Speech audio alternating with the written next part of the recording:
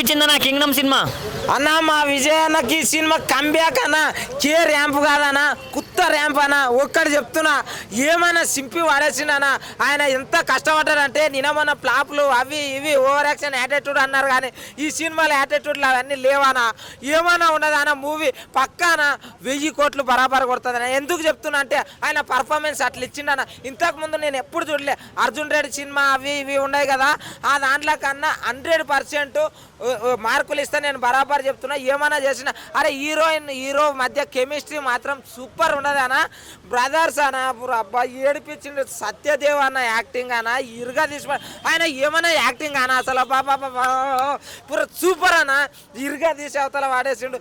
ఇలాంటి సినిమా విజయ్ దేవరకొండ లైఫ్లో మళ్ళీ వస్తుందో రాదో తెలియదు, కానీ ఇప్పుడు మాత్రం ఏ జన్మలో చేసుకున్న పుణ్యమో కానీ ఆ కొండని బద్దలు కొట్టిన శివయ్య లాగా వచ్చిన మూవీ అన్న.